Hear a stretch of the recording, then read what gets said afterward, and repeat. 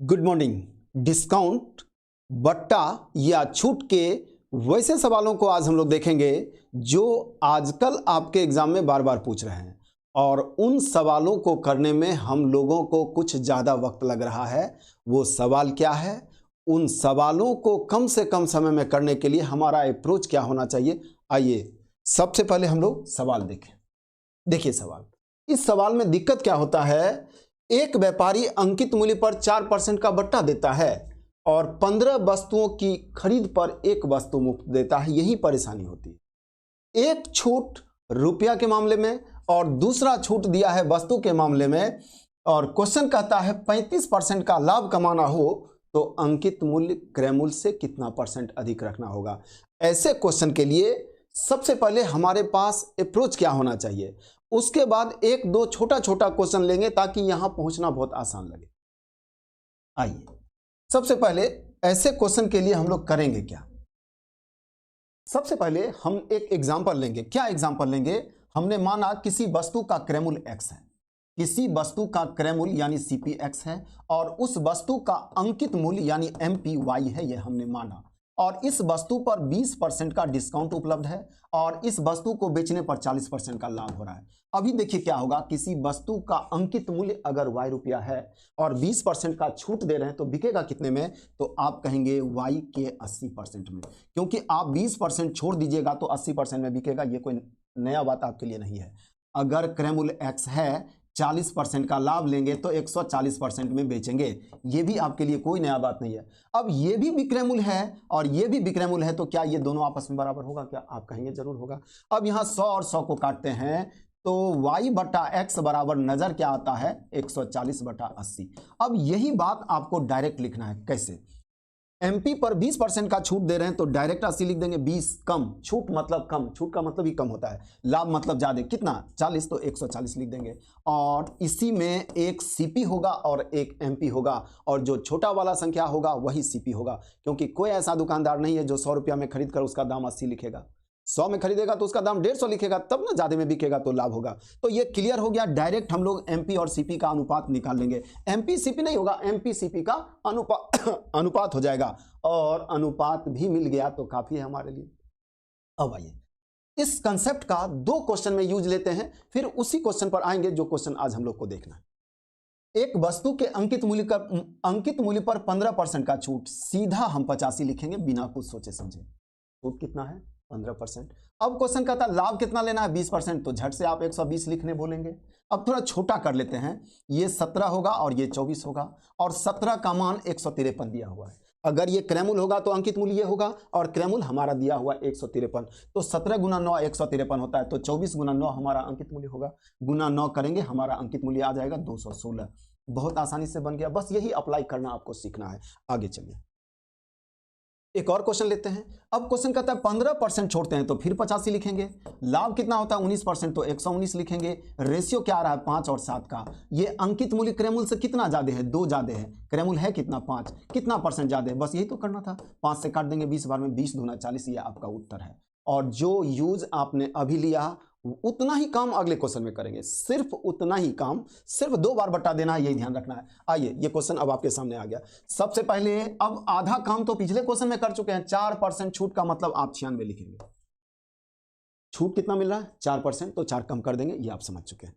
अब क्वेश्चन कहता है 15 वस्तु पर एक वस्तु छूट हो रहा है, तो आप अपने आप को दुकानदार के नजरिए से देखिए। दुकानदार क्या कह रहा है?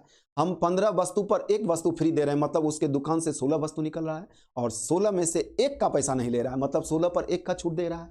16 पर एक तो 96 पर 6, बिना पेन लगाया आ गया, लेकिन आप थोड़ा पेन लगा लीजिए। 16 पर छूट कितना दे रहा है? 1, तो 96 पर कितना छूट मिलेगा? आप कहेंगे 6, तो 6 रुपया का और छूट मिल रहा है, तो वस्तु बिकेगा 90 में, बस और कुछ नहीं। पिछले क्वेश्चन में हमने एक डिस्काउंट निकाला था सिंगल, यहां 2 डिस्काउंट निकल रहा है और कुछ नहीं। लाभ कितना लेना है? 35%, तो 135। और आपने अभी सीखा कि इसी दोनों में एक एमपी होता है, एक सीपी होता है। अब आप देखिए आपका क्वेश्चन कह रहा है एमपी सीपी से कितना परसेंट अधिक है। यही एमपी होगा क्योंकि ये अधिक है, छोटा वाला सीपी होता है, बड़ा वाला एमपी होता है। ये इससे कितना ज्यादा है, थोड़ा छोटा भी कर सकते हैं या डायरेक्ट भी लिख सकते हैं अंतर। आप छोटा कर ही लीजिए, इसको काटिएगा तो 45 दूना और ये 45 तिया, तो ये अंकित मूल्य क्रय मूल्य से एक ज्यादा है। कितना में, 2 में, तो कितना परसेंट ज्यादा होगा, आप कहेंगे 50%, आप कहेंगे 50%, 50%, ये आपका उत्तर है। बहुत आसानी से हम लोग कर पाए। एक आध को और एग्जाम्पल ले लीजिए आप लोग। एक दुकानदार 35% का छूट देता है, यहां छूट ही 35% है, तो आप कहिएगा 100 के बदले 65 हो गया। फिर कह रहा है 12 वस्तु पर एक वस्तु का छूट मिल रहा है। 12 पर एक मतलब 13 में एक।